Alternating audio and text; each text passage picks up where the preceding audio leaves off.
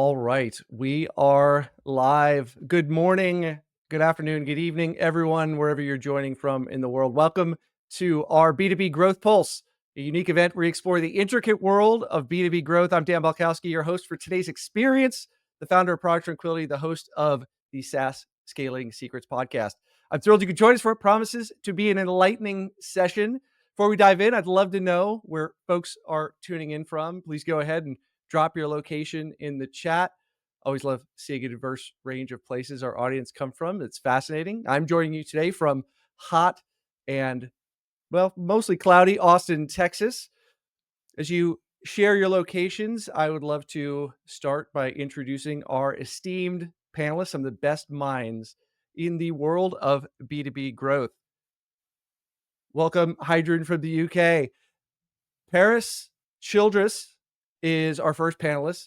Paris is the founder and CEO of Hop Online, a digital marketing powerhouse based in Sofia, Bulgaria. Paris has built Hop Online into a leading agency specializing in performance marketing for fast growth tech companies. His expertise spans paid search, paid social, and SEO, making him a go-to resource for companies looking to scale their digital presence. Paris believes that first-party data is the key that will unlock your performance marketing success, a philosophy that drives his approach to unlocking impactful growth results for his clients. To learn more about Paris, you can check out their website at hop.online, or he's always posting regularly on LinkedIn, Paris Childress, or email him at paris@hop.online. Welcome, Paris, to the B2B Growth Pulse. Thanks, Dan, and thank you for inviting me, and look forward to what's ahead here. As we all are. Thank you very much for taking the time to drop some wisdom on us. I'm very excited for what you have to contribute. Next up, we have Matt Hines, the founder of Hines Marketing. Matt is not only a prolific author and nationally recognized award-winning blogger, also brings over 15 years of marketing, business development, sales experience across a diverse range of industries. Known for his dynamic speaking, Matt combines keen insights with humor, delivering actionable and motivating takeaways that leave a lasting impression. I know I've just set the bar incredibly high for you today, Matt. Sorry to do that off the jump. Matt's guiding principle is to focus on metrics you could buy a beer with, emphasizing importance of practical, results-driven growth strategies. For more of Matt's insights, you can always find him posted regularly on LinkedIn or go to hinesmarketing.com. Welcome, Matt, to the B2B Hey, Growth Dan, Pulse. thanks so much for having me. I'm excited for this.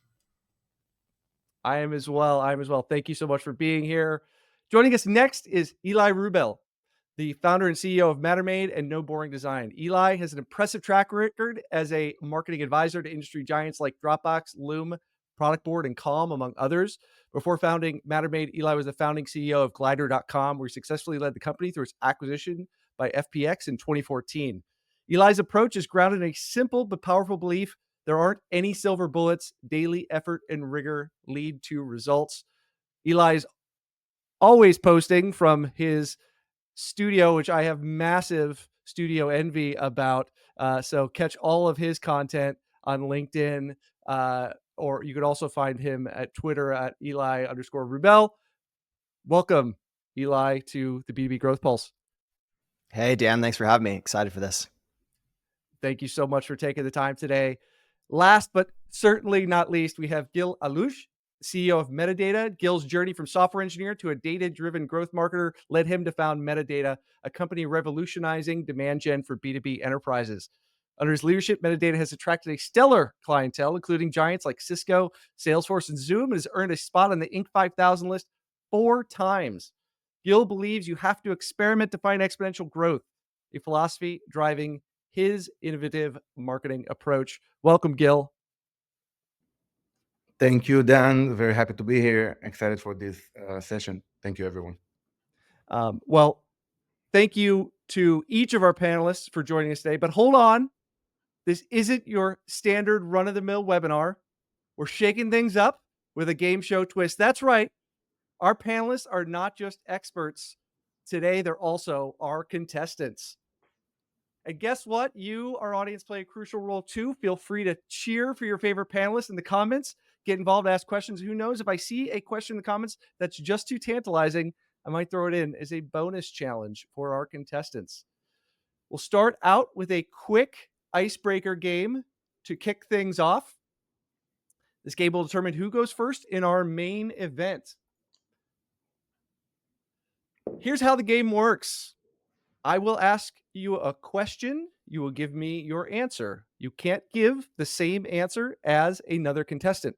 The closest guess without going over wins. The winner will go first in our main game. Simple, right? Let's see how our experts fare in this first challenge. Contestants will guess in the order I introduce them, which happens to be in the order farthest away to closest to me here in Austin. That means Paris, you'll go first, then Matt, then knew Eli, it. then Gil. No cheating, no talking amongst yourselves, and as always, no wagering. Contestants, ready? All right, let's play.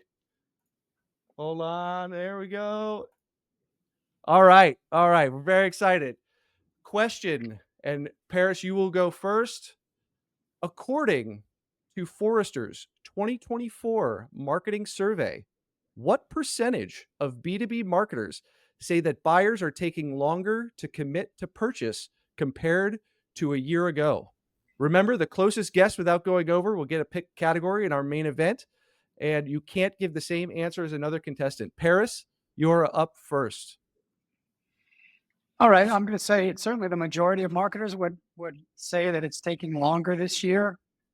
Sales cycles are longer, so I would say that it's probably 75%. Okay, Paris says 75. Matt, you are up next. You closest answer as possible without going over. You cannot give the same answer as someone who's gone before you. Yeah, so I was curious. You confirmed Price is Right rules here. So I literally wrote down 74. Boy, I'm gonna stick with my number 74. I feel good about that. Okay, all right. Matt with 74. Nice. Eli, you are up next. Ooh. If it's the marketers we're talking about, I'm going to go 80. Okay, Eli goes with 80. Oh, boxing Paris in on both sides. Gil, Oh man, what I have to make percentage of well, B2B marketers Going say first that wasn't buyers are very, taking longer to very commit? cool, but okay. I wasn't even sure what wagering meant. I wanted to ask, but let's see. I only read G2 reviews, so excuse my non-accurate answer. I'll go with 77, just because it's a cool number. 77. Well, oh my God, you guys are amazing. So Paris actually nailed it off the gate. It was an even 3/4, 75%. Wow. 75% of B2B marketers say that buyers are taking longer to commit to purchase compared to a year ago. And with those longer sales cycles, understanding the B2B growth strategy we'll cover today becomes even more crucial. So great job, everyone, and congratulations to Paris. Now it's time for the main event, the B2B Growth Pulse game. So I would like to take a moment and introduce the game board. This is our game board today that outlines 9 different topic areas for our panel. Hidden behind each 90s pop song lies a related question representing a challenging situation facing B2B growth pros every day. Today's topics are I Want It That Way, waterfalls, virtual insanity, losing my religion, smooth, no rain, gonna make you sweat, everybody dance now, hard to handle, larger than life. And I know some of you may be saying, Dan, out of all the 90s pop songs, why are there 2 Backstreet Boys songs on here? And I want to thank all the other Backstreet Boys fans who are asking me that question in the audience. And the reason is because NSYNC didn't come out with their bangers until the next decade, so they couldn't make it onto the list. Here's how we'll play. Paris, you'll kick things off by selecting the first topic and answering the corresponding question. Then we'll go in the same order as introduction. So that was Matt, and then Eli, and then Gil. For the next topic, then Matt would choose first and then go in the same order with Paris last, and so on. That way everyone gets a chance to lead off the discussion. Contestants, we love useful, tactical, pragmatic answers, but let's keep our initial responses under 2 minutes to keep the game moving. Feel free to challenge each other's strategies. Friendly debate is encouraged. And a reminder, I have ultimate power here. If anyone goes on too long, I might have to use my power to mute mics or a more dramatic twist? Cue the orchestra music. Let's see, do I have orchestra music? All right. Don't worry, it's all good fun. Audience, feel free to chime in with your thoughts, questions, comments, and root for your favorite answer or contestant as we play. Contestants, any questions before we begin? All right. Ready to Paris, go? you are up first. Which category would you like to tackle first? Alec, I'll go with no rain, please. No Rain. One Love of the my favorite Blind songs from Melon. that decade. Okay, well, Paris, you're advising the CMO of a B2B cybersecurity company who's just been told her 2025 budget will be cut by 30%, but revenue targets are increasing. Sales team wants more leads, and the board is scrutinizing spend. How do you advise her to reallocate her shrunken budget to maintain or improve marketing effectiveness? Well, Alec or Dan, that's a dilemma that a lot of B2B marketing budget holders face right now, is that budgets are shrinking and the targets are still difficult, if not even harder. So first of all, I would say with that shrunken budget, I wouldn't really mess around with the allocation across top of funnel, middle funnel, bottom of funnel. So basically, I would probably even put a little bit more into the bottom of the funnel performance category. And mostly what we're talking about there is paid search, I presume. So if this is a cybersecurity company, there's plenty of search volume out there for everybody in paid search for performance marketing. So people that are going to click through, get onto a landing page and get convinced enough to book a sales demo with sales team. Not a marketing qualified lead downloading something or signing up, but raising their hand to talk to sales, booking a time in a calendar. So what I would do is rely on what I think is going to be a theme later is first party data. I would figure out a way to try to better connect sales pipeline data from the CRM directly to Google Ads with a value-based bidding strategy like target return on ad spend to try to make that ad spend even more accountable for results. And without going into too much more detail, I believe that's a great strategy, regardless of the situation, to boost results with a tighter budget. And I'll stop there.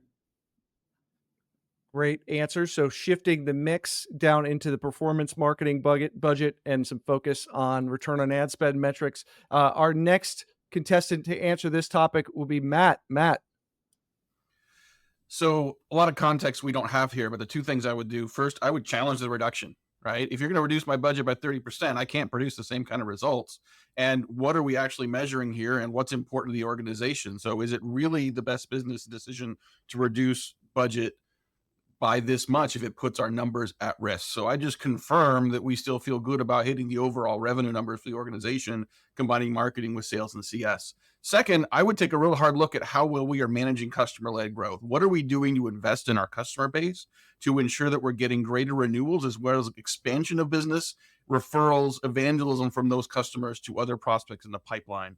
So a lot of companies overinvest or invest well, I guess, in acquisition marketing, but underinvest on the customer side, underthink like what it takes to maintain those customer relationships and drive greater revenue from them. So your best revenue opportunities, the easiest opportunities usually come from those customers that you already have. Don't assume they're going to buy and keep buying, but reinvest if you have to into that organization to get greater output from your spend. So Matt rejects the premise of the question, fights for more budget entirely, does not like getting his budgets cut, and makes the excellent point to also focus on growing through your customer base.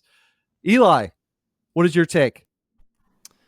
Yeah, I think I'd echo part of what Matt said here. I think it's a communication challenge when the board and the CEO want to have their cake and eat it too. You can't keep the top line goal the same and reduce the means to accomplish it. It just doesn't work that way. And so I think a lot of the time it's the marketing leader has to have the confidence to advocate for that and help educate the CEO and educate the board around how these things work, candidly. And I think a lot of the time CMOs don't do that. And then they end up in this pickle where they're failing at the game that they set themselves up for. So I think that's the first piece. If we were in a situation where the board and the CEO were super firm on this, and they weren't willing to hear anything else, and the CMO wasn't willing to go get another job, which is what they probably should do. I would probably do things that don't scale to get through the hard times. So in my mind right now, a huge untapped channel for most B2B companies is working with influencers in their space. And so I would look to channels that, won't scale on the long term, but might get them through a tough year if they need to hit certain targets that are otherwise less realistic. Nice. So some additional pushback, growing a spine, maybe looking for a new job, and then focusing on things that don't scale. I love it. Gil. Let's see. Well, I just for the sake of this discussion, to make it interesting, I'll take the CEO side here because I've been there. So there comes a time, I think, in a startup where shit happens. Either you didn't plan your runway properly, or the economy took a downturn, or what have you. There are all kinds of reasons why your budget will be cut. I think trust between CMO, or generally speaking, between the CEO and the leadership, is super important. So you can't have that discussion, or ideally, you don't have the discussion in a way that is one-sided. Hey, you have 30% less budget, you have the same exact goal or more. Good the fuck luck. Like that's not a good way to do it, I would say. But you should be, and you should be able to say, and I have. I remember saying to Jason Widup, you have, I think it was less than even worse than 33% reduction, and the same goals. We didn't improve them, but I did tell him, some of your budget you can try to do it the same way so that we have some pipeline, but don't try to do the same thing that you would do with 30% more budget. You have to experiment differently. And I swear I didn't create this answer to use the word experimentation, but I did tell him that's the way you have to do it. You have to figure out a different way to basically arbitrage with some of the money that we have. And he did. He tried like a bunch of different campaigns with about 30% of the budget that he had, until he found, this is 2022, I think. He found conversational ads. It was in beta back then. And he just created this whole workflow with target accounts, gift cards, a bunch of other experiments going on, and it just exploded. And we got just like a shit ton of pipeline, so many demo requests, and he bypassed. I have the proof. He bypassed the goal by so much, and that's just my usual CEO reality. That it's absolutely possible to do all of that and the above. In fact, I think that lack of resources and scarcity sometimes bring great creativity. Now you shouldn't just like use it for just like abuse it. It has to have, again, I think it has to have trust, and you should be able to accept the fact that this may not work, or none of the experiments may work, and you may just end up with like 50% of the pipeline you were hoping for, and that's okay. But I do like creativity that comes out of lack of resources or just being poor sometimes. Gil takes the necessity as the mother of invention, tact, and I got to say, for any growth folks watching this, if you don't come away with at least 10, 20 ideas to go implement tomorrow, we've already set the bar pretty high with question 1, focusing on your customers, growing some backbone, and getting more defending your numbers that you have to hit, or the budget that you're allocated, growing through shifting in your funnel, or by looking outside the box, either things that don't scale or experimentation. Absolutely love those answers, gentlemen. We are going on to our next topic, and the folks who will choose the next question will be Matt Hines. Matt, where would you like to go next on the game board? I'm a rock and roll guy. I'm going hard to handle. Hard to handle. Fantastic. I saw them in concert here in Austin about 3 years ago. Fantastic show. Beautiful. All right. Hard to handle. Matt Hines, your question is, in partnership with the CMO of a B2B manufacturing firm, you've proposed a bold new digital marketing initiative. The CEO, from a traditional sales background, resists, seeing it as risky. How do you counsel your CMO partner to navigate this disagreement constructively and build a compelling case for your initiative to gain the CEO's support? Well, to a certain extent, I agree with the CEO. that manufacturing can be a challenge to do digital channels, right? Depending on the industries you're going into, you don't see the same usage and penetration on digital channels on LinkedIn and some of the other places where we're used to seeing sort of in our bubble sort of SaaS companies use. So I would say it's fair to be a little concerned about that. That said, the percent of buyers in every industry, including manufacturing, including sort of the dirty traditional industries, the percent of buyers that are younger, that are millennials, that are Gen Z, that are Gen Alpha, or whatever the new one is growing. There's tons of research showing just how many they're involved in the buying process and how many are now increasingly driving the process that are digital natives, that are more likely to be on digital channels than some of their older generation decision makers who may still be involved. So you very much have to have an omni-channel approach to this. So I would say two things. One, recognize that your customer isn't always in the channels that all the digital natives are on, but also recognize that the younger generations that are influencing deals, including in manufacturing, are on those channels. And as I know many of our panelists would say, like, trust the data once you experiment, right? Like, we can conjecture all day long, but let's go put something in market and see what works and adjust from there. Beautiful. I love that. And then next we'll go to Eli. Yeah, so here I would take a put up or shut up approach. I would first partner with the head of sales and identify like what are the existing channels that sales leader really believes in and has a high degree of conviction in, and support them there and say, hey, we're not gonna mess with that. We're gonna support you and be a good partner there. And then I would buy the permission to say, hey, like we want to develop new channels for you. We want to find what works, and these are greenfield opportunities that maybe you haven't considered in the past. Give us, depends on the sales cycle, of course, but like give us 3 months, 6 months to experiment into some of these new channels, and let's look at the data and see what proves to be fruitful. And that way, we're not letting them down or dropping the ball on the things that give them confidence in hitting their numbers that are currently being done, but we're still buying ourselves the space and time to experiment. I love that. And I love both Matt and Eli. You guys both hit on something very good, which is in sort of negotiation, sort of addressing their concern. Yeah, their concerns are valid. Let's make sure, to lower the temperature, the emotion as a step before you try to push the other direction. Hey, like, guess what you're saying makes sense. I agree. Beautiful. Love both of those. Gil, how would you handle this situation? I think those folks, I think Eli and Matt answered perfectly. I think once you have a conversation with the person who is objective, definitely confirming the fact that it's a risk, showing what the possible return is, and 80%, and showing that 80% of the goal is already covered with whatever existing strategy is working, you'll have the space to experiment and prove something maybe exponentially bigger later. Great.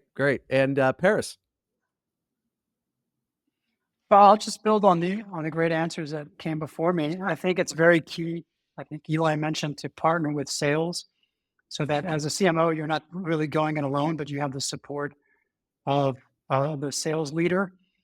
Ultimately, in my experience in trying to sell anything marketing related to a CEO, is that the CEO typically doesn't understand marketing too well, but they just really need to see what is the ROI in this initiative, and what are the key risks. So what happens if this fails? What is the contingency plan? What is the probability of success and failure? What is plan B? And also to be convinced that this is the best idea that we have, because we have tested other things in the past. Either they've worked to a certain extent or they haven't. This is something that we really believe in. We have the support of sales. We think that the return on investment is going to be far greater. Probability weighted return on investment is far greater than our next best alternative. And usually if the CEO believes in the ROI, then you're going to get the green light. I love that. So building a coalition, I heard, making sure you're not going at it alone, being explicit about outlining the downside risks, and then also looking at what the upside is as well. So great. So much less disagreement on that one. A lot of less fiery debate. Okay, Can I go add ahead. a quick comment here? I just want to mention, if there is some sort of disagreement. I think sometimes, and as a data-driven, lunatic, sometimes I obsess about the ROI and shit like that, but not always. Like there come a time, I remember getting a text message from Jason, same period of time. After he proved so much, he created so much credit for himself by building pipeline constantly for sales. After doing it for a few months, I think a person earns the credit to just try shit out. And so I remember he texted me like, hey, I want to put this animated ad on a truck outside of this conference. And I just asked him how much it's going to be. And he didn't have to show me any ROI, but it proved itself so much back then. I think sometimes it's okay to just try stuff out. Sometimes, of course, it has to be like, it can be like $1 million investment with zero data. What's happening? But yeah, spending like burning 10,000 for some experiment that might go wild or might return nothing at all. If you earn the credit, I think, to do it, I think it's okay. Even no data, no ROI calculated ahead of time.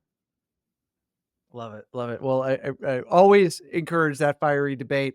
So thank you, Gil, for jumping in on that. All right, going on to our next topic. Eli is up. Eli, which 90s pop song is calling your name?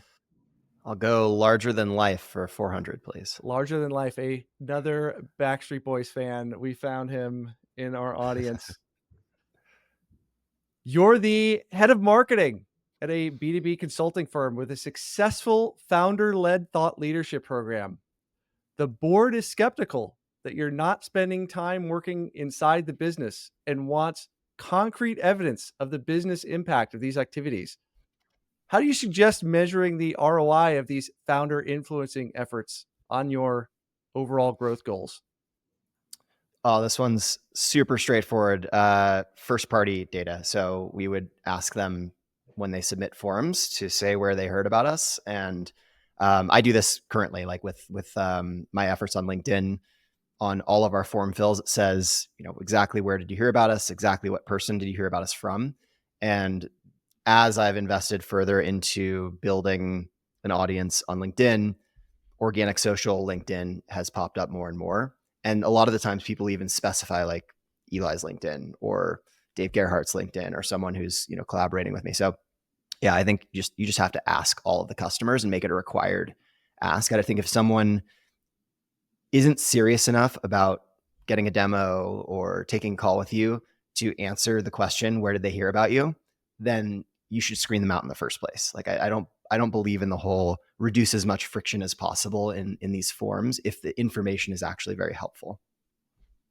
We love all of your content and keep on producing it, Eli. So it seems like it's working for you. Gil. Love that first answer, honestly.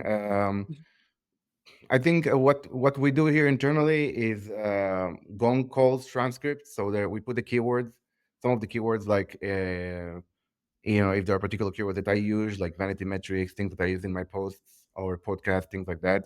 We plug those in Gong to see if they're showing up. We ask the question, how did you hear about us? That's great. We especially use that for the PLG motion. It helps a lot. And first it's free text, and later you create some options.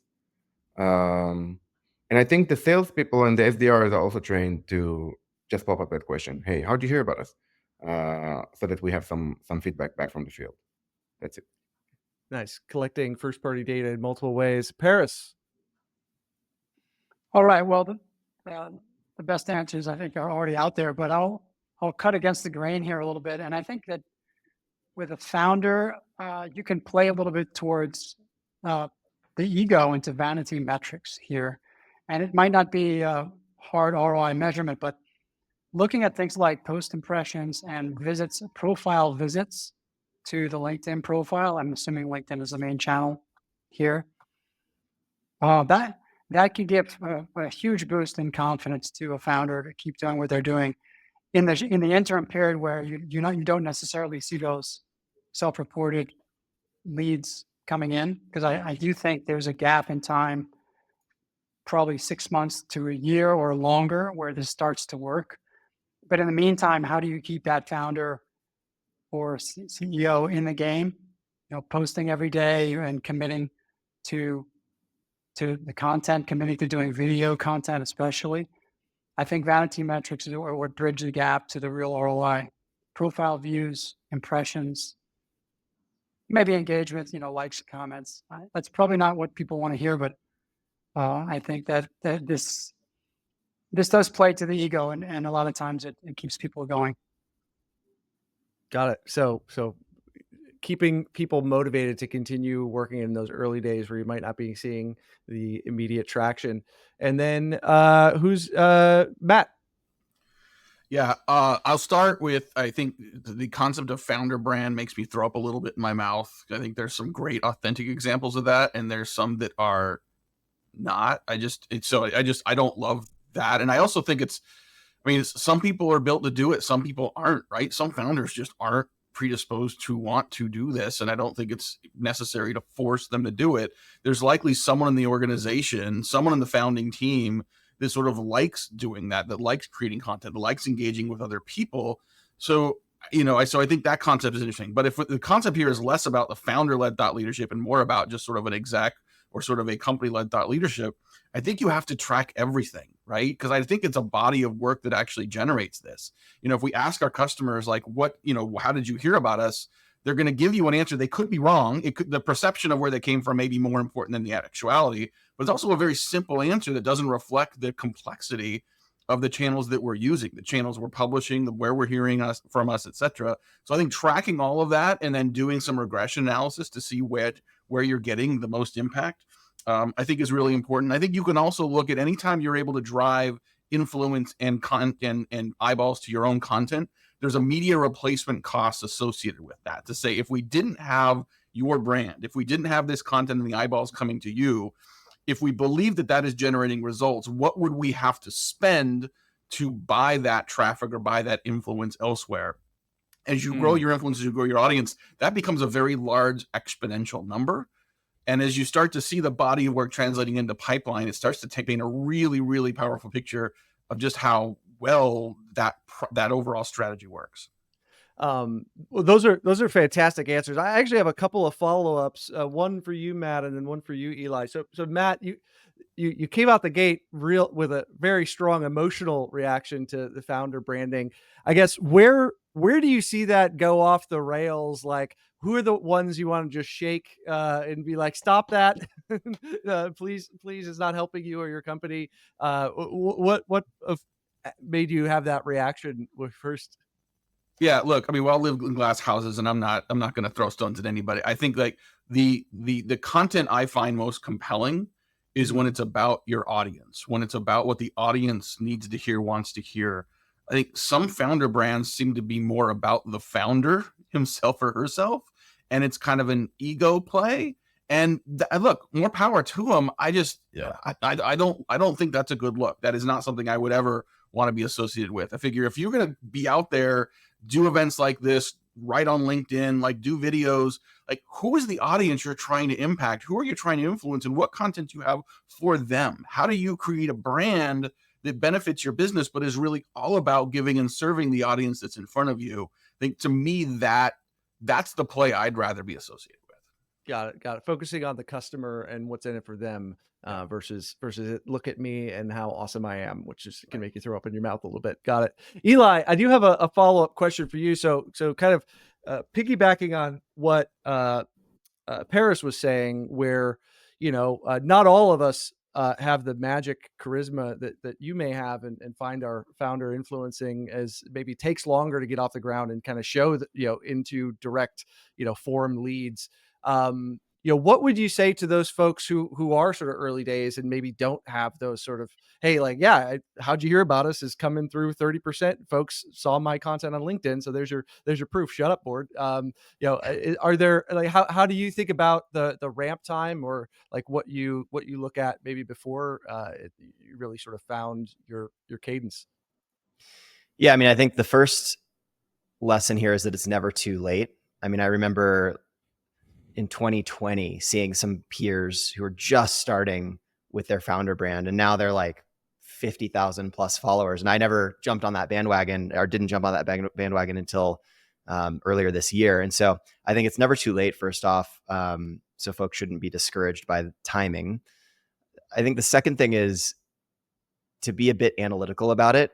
And by that, I mean, come up with content hypotheses, and map those to specific days. So on Monday, I am going to post something that is like an industry insider thing that marketers are going to think is funny. Like I posted something about how much WordPress sucks and how frustrating that is. And that posted really well. And then the next day, Tuesday, you might have a different theme, and Wednesday, a different theme. And that way, going back to what Matt said, you can look for patterns in that data and understand what's actually moving the needle. And it also gives you a chance to play around. I think half the battle is just showing up and doing it. And so if you feel like you have this playground and it's not so rigid and you can experiment, I think that is enough to get the ball rolling. And 6 months, a year, as far as how long to start seeing enough signal that you should feel that the signal is justifying the investment. Got it. So, experimentation rears its head again, and give it at least 6-12 months to see the impact of your work. Love it. Thank you for taking my follow-up questions. Let's see who we have next on the docket is Gil. Gil, we come back to the game board. Which song is calling your name? All right. First of all, I just want to say kudos, Eli. I completely agree. I love the encouragement to founders to go and do it. I think that's hard, even if you're uncomfortable doing it. I think it's great. So love the inspiration. All right, let's see. Let's do Losing My Religion for 1,000. Losing My Religion for 1,000. Awesome. Gil, you are the head of digital marketing at a B2B SaaS company. With the rise of AI platforms like Perplexity and ChatGPT, you've noticed a significant drop in organic traffic over the past several months. Your CEO wants a plan to mitigate this issue in 2025. How would you revise your content strategy for an era where traditional 10 blue links are less prominent? Are there any tactics you'd employ to optimize for the new world of AI answers versus conventional search? Nice. Not my area of expertise, but I have done 2 things there that worked really well. One is to go and correct the old way with good content on good high domain authority media. Just correct those. Make sure you should fix all the HTML and start getting a lot of high quality articles, ideally by high authority authors. And backlink, all that good stuff. That's kind of the traditional stuff. It works over time. It works. You just track the whatever 10 top keywords. Then is understanding maybe where the competitive advantages are. So if you're fighting in like a very crowded space, like account-based marketing or something else, maybe you go and figure out the particular advantage that you have over others, and use the long tail keywords and associations. And then last but definitely not least is figure out how to use generative AI, just not in the most common copy-paste prompt out there. Like try to figure out how to use a hybrid, maybe an AI workflow, something like what Marcel and Delaney works on. Those kind of new workflows that are thought through and somewhat proven, go with that. So innovate, but not the old way. Don't try something like an old tactic. That's probably the shallow advice I would give right away. Great. Paris, what are your thoughts on this topic? All right. My first thought is that I think a decline in organic search traffic is inevitable. So the first thing I would tell the CEO is this is where the market is headed, unfortunately. So if organic SEO traffic used to be 70% of our total traffic, and now it's down to 50%, we're going to have to learn to live with this new reality, because a lot of those searches are moving over to chat experiences, generative AI experiences. But still, that remaining 50% is still really, really valuable, and you still need to do great SEO for that in a world where there's AI answers on top of a lot of the SERPs. So what do you do there? I mean, I think with Google recently even came out and confirmed that being cited as a citation or on the right-hand panel of those AI answers, which are going to be links, which can deliver traffic, that ranking algorithm is the same as regular SEO. And regular SEO still comes down to this classic acronym of EEAT: experience, expertise, experience, authoritativeness, and trustworthiness. And if you continue to focus on those 4 factors with your content and try to generate more content through interview-led content, which generative AI is unable to produce, because these are actual stories from people that are not out there on the internet that can be scraped and learned by the large language models. Focusing on interview-led content is the way to try to rank among what's increasingly becoming user-generated content dominating the SERPs for particularly education-based queries. That was a lot there, but bottom line, learn to live with it and make the most of what's left. Yeah, I heard a lot of interesting things there. One is recognize the reality where we're at in terms of the continual decline of organic traffic. Continue to focus on areas where you could be authoritative and have expertise and build trust, and then also focusing on humanity. If there's one place the machines haven't beat us yet, it's on humanity. So love all those. Matt. 2 quick things I'd add to this. One, I see lots of evidence that podcast appearances is the new link exchange in an AI-driven world, that the more you can be on, the more you can show up elsewhere, the better. The models seem to like that. And so don't worry, at least for now, about like getting on the highest traffic podcasts. Just get on as many as you can. That AI seeing you in multiple places drives authority, from what I can tell and when I've been sort of told by people that know AI a lot better than I do. So say yes to podcasts, pitch your team on podcasts, and just get out there more often. I also think engagement is going to be more and more important going into next year. It's not enough just to publish a bunch of stuff, but to be part of the conversation, to be leading the conversation.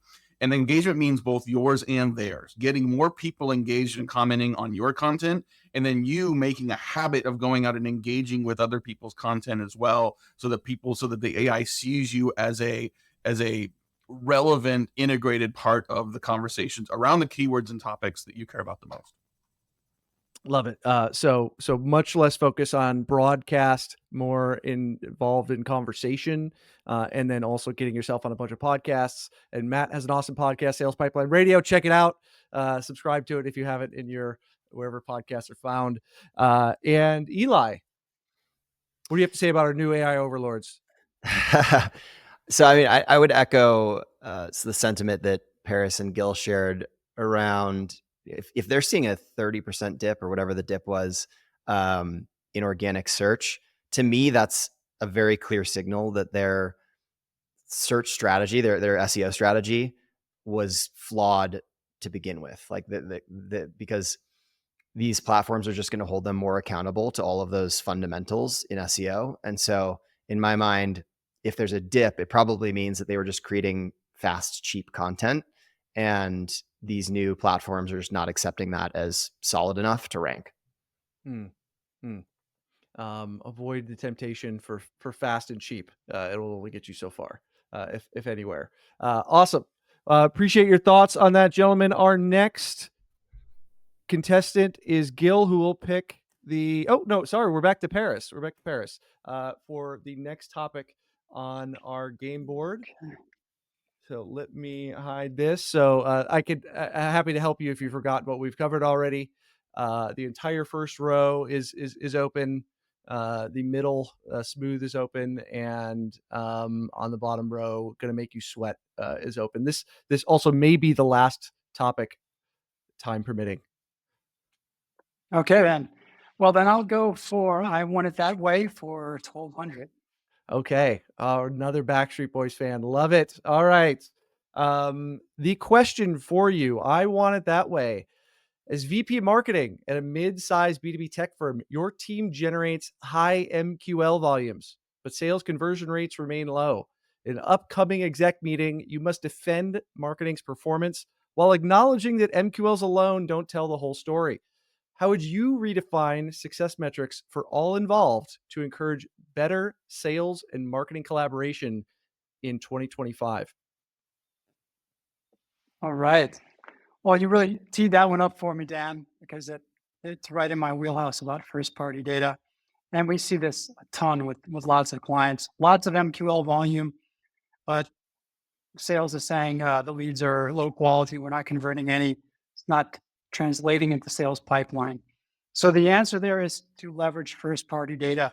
And in practical terms, I would get the keys to the CRM in whatever way possible, and make sure that the actual revenue pipeline data from the CRM can be imported into your performance advertising channels, primarily Google ads and LinkedIn ads. You can do this now also. You can import offline data into LinkedIn, and that allows these platforms to start training their bidding algorithms for sales pipeline as opposed to simply just lead volume.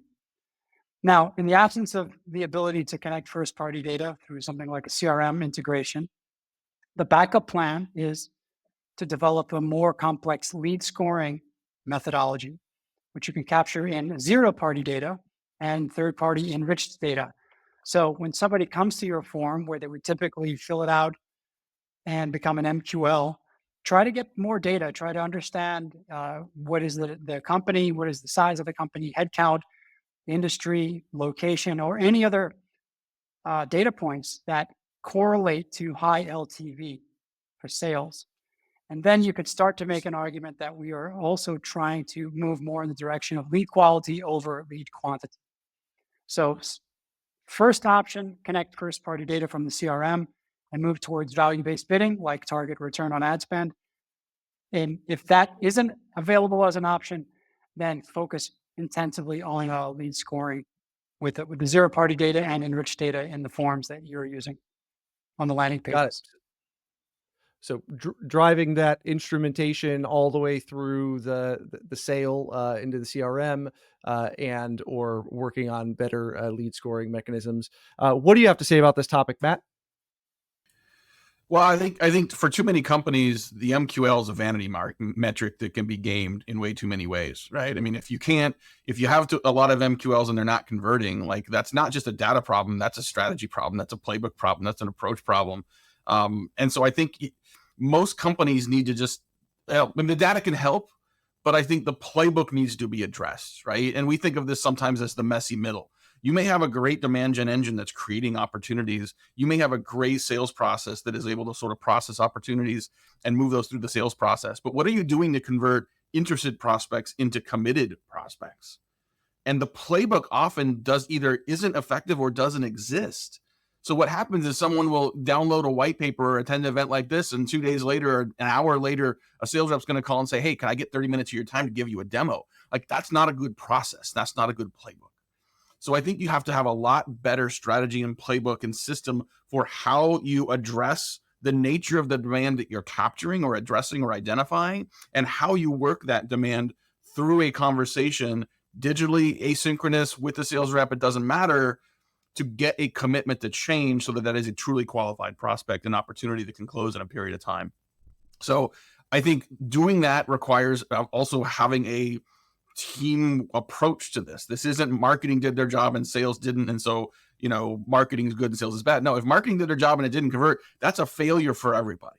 So assuming that this is a team sport moving forward, and we all have to figure out how to make this work. Yeah, there's work marketing has to do, but we have to work on the messy middle too. And let's collaborate on that so that we have a sort of all caps win and yes at the end of the day. Love that. In the interest of time, I will comment. Eli, what do you have to say on this topic? Yeah, first off, I love what Matt just said. I completely agree that the middle is often ignored or underserved. To me, this is it's a case of aligning to sales. Like I think that a lot of the time marketing and sales both take their sides and defend their territory, and that's what leads to this conflict in the first place. I think marketing shouldn't care about metrics that sales doesn't care about.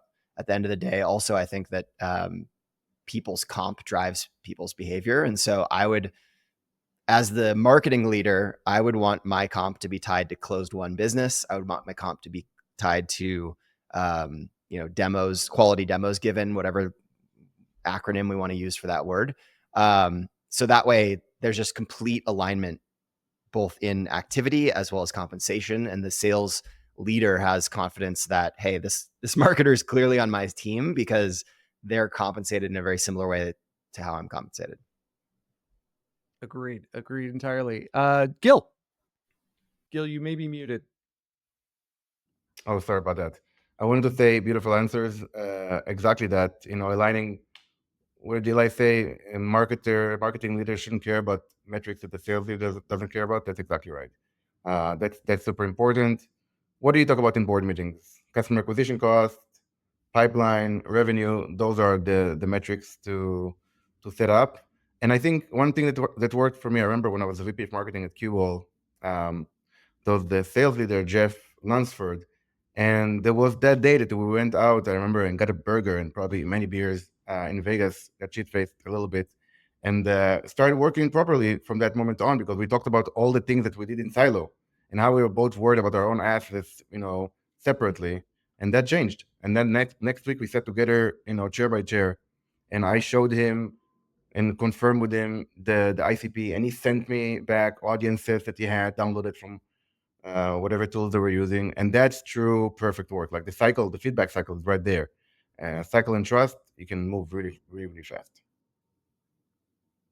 Love it. So go out and have beers in Vegas is I think the number one takeaway I heard there. No, but making sure it goes back to building a coalition, right? Making sure you're both looking at the same North Star, not chasing vanity metrics that is not going to help move the ball forward for the whole company. Let's see. So everyone got through that one, right? Paris asked that question. Let's see. I think we probably have time for one more. We can do a speed round. And Matt, you get the final topic choice for today's webinar. Waterfalls. Awesome. So you are the CMO of a B2B SaaS company reliant on targeted digital advertising. With Google's recent reversal on third-party cookie deprecation, your team is split between continuing cookie-based approaches and focusing on first-party data collection. Your CEO wants a clear plan for 2025. How do you approach this decision? What would you propose to the team to navigate this change of events? The answer is yes. And this will make this really short. Like, it's not one or the other. There's no silver bullet. Like, unless you're doing like transactional, unless you're doing like the equivalent of picking up like the People magazine at the checkout line at the supermarket, like it takes a body of work to do this. And so I think, yeah, take advantage of the cookies that are there, take advantage of building out trust, take advantage of the founder brand. Like, all of these things are part of the body of work that's important to build predictable, sustainable pipeline. So I know sometimes exec teams and board members, like, they want to know, like, what's the one thing we're going to go focus on? It's like, there is no one thing. Like, there's one strategy, there's one approach to the buying journey and how the buyers engage, but there's a lot of different places that you're going to go and engage them. So yes and yes. Love it. Love Matt in your spicy takes. Eli. Yeah, 100% echoing Matt here. It's yes and yes for sure. And I don't have anything to add beyond that. Fair enough. Gil. Same, nothing to add. Matt, you had the perfect answer. Everyone agrees with you. Paris, do you have any disagreement, or do you also just want to fully 100% concur? Basically, I concur. Whatever you were planning to do for third-party cookie deprecation, don't ditch that plan. Keep doing it, because it's good to stand on its own. So if you had a first-party data strategy teed up, don't abandon it. Keep moving towards that at full speed. All right. So the decision is, this is not a decision. We're gonna keep on keeping on. And if the major companies decide to rug pull us again, we'll deal with it at that point. But keep doing both in the meantime. Love it. We are running up on time. Let me see. I want to throw everyone in the mix here. So wrapping up, I want to thank everyone for their time today, and for our amazing panelists who joined and dropped all this wisdom. What did we hear today? I heard a lot of really practical tactics, a lot of going back to marketing basics, focusing on your customer, making any of your content about them, making sure the things that you're talking about are things where you can build trust, authority, and expertise around. Cheap and fast although they may be becoming easier and easier in this age of AI, are not going to win that war in the long term. You might win a couple of battles, but it's not going to last, and you're going to get lapped by your competition. Also, having some backbone. Reject the premise of the decisions you are trying to make. I heard strongly from a few folks, do not cut my budget and expect me to hit the same goals. But also, if I lose that battle, falling back and looking at, look, we're in a new space. What are new things we haven't tried versus just shuffling the chips onto the stacks that we're already aware of? Experimentation came through loud and clear to me here. And panelists, I really do thank you for all of your wisdom. You can find all of these gentlemen posting maybe too regularly on LinkedIn for sure. We'll leave that as is. I encourage everyone, if you haven't already, drop your company data, your LinkedIn's in the chat, so that they're captured for posterity. Everyone who is watching, appreciate your rapt attention. We will follow up with the recordings. Eventually, I'll get the high fidelity recording up live. And audience poll: who is the winner of today's event? Well, it's a trick question. They're all winners in my heart. You guys all did fantastic. Thank you so much for playing. Here we have to get the confetti because you guys did such a great job today. Everyone else, if there are any final questions, let's see, yes and yes. All right, I don't see any final questions in the chat. Everyone, this has been an absolute pleasure. Thanks again to our panelists. Thanks again to our attendees. If you're watching this recording and you have feedback or topics you'd like to see us address on the next B2B Growth Pulse, please feel free to drop me a line. I'm on LinkedIn at /Balcauski. You can also find me at my website, Product Tranquility, or I have just launched season 2 of the SaaS Scaling Secrets podcast. It can be found wherever podcasts are streamed, but highly recommend you check out Matt first. He's been doing it many years, and his is better. Anything else? Otherwise, I appreciate everyone's time today. That will close out today's session. Thank you so much. Thanks, Dan. Thanks, Dan.